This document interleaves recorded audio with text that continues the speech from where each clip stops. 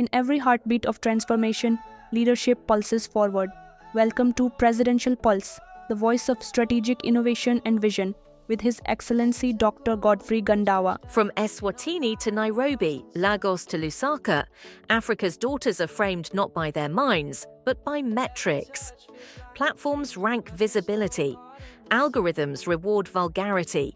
And disturbingly, many have embraced this commodification, not as resistance, but as routine. Springfield asks, who wrote these rules and who has the power to rewrite them? Let me hand over to His Excellency to speak. Thank you. Welcome to Presidential Pulse, where we interrogate the architecture of visibility and challenges the mechanics that manufacture moral drift in our digital age. Today's episode demands clarity, not comfort.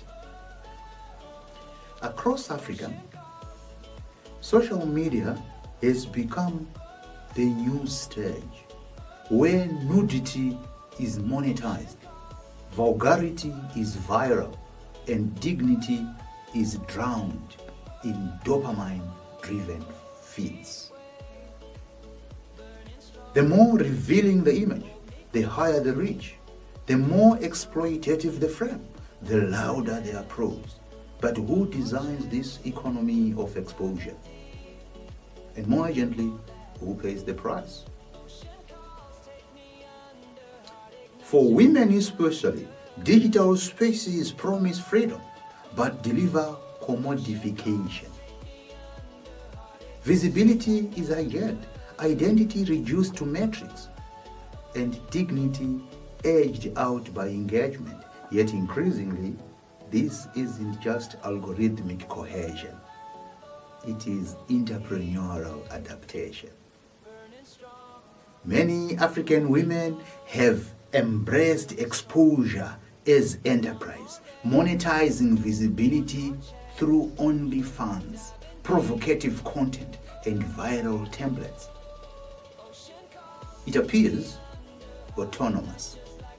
But Springfield's research warns, when engagement is designed to reward explicitity, personal agency becomes entangled with platform logic. This is no longer accidental, it is systemic.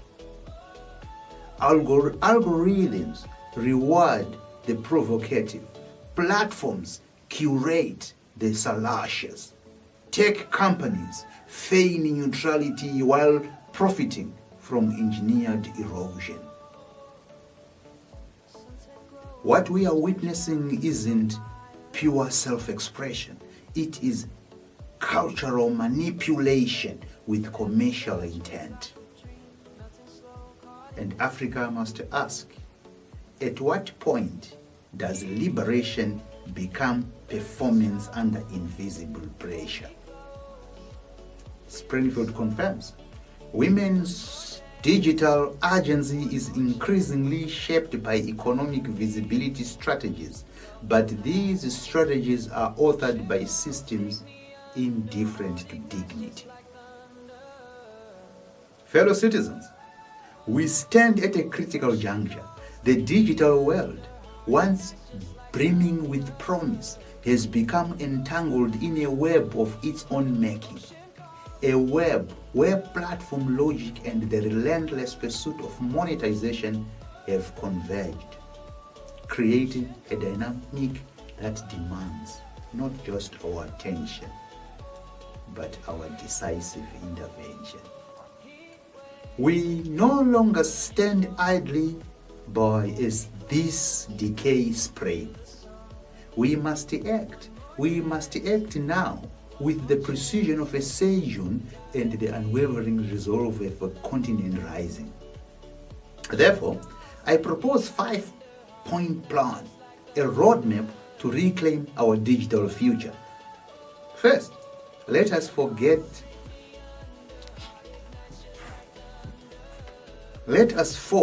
a national strategy on ethical digital participation. This isn't just about guidelines, it's about establishing a moral compass for our digital lives. We need a framework that clearly outlines the norms of decency, set parameters for responsible online behavior, and crucially, holds tech companies accountable for the impact of their platforms. Imagine a digital space where respect and integrity are the cornerstones. Second, we must implement rigorous safety and visibility audits, specifically focused on the experiences of women. For too long, women have faced disproportionate risks online, harassment, abuse, and the insidious threat of manipulated visibility. These audits will dissect platform design, community standards, and monetization practices to expose how they contribute to these unacceptable exposure risks. Let's shine a light on these injustices and demand solutions. Third,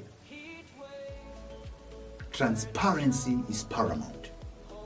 We demand algorithmic bias disclosures from every platform operating across our beloved Africa.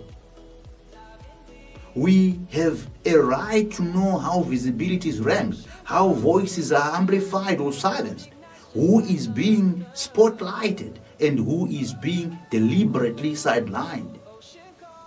These algorithms are shaping our perceptions, influencing our choices, and potentially perpetuating harmful biases.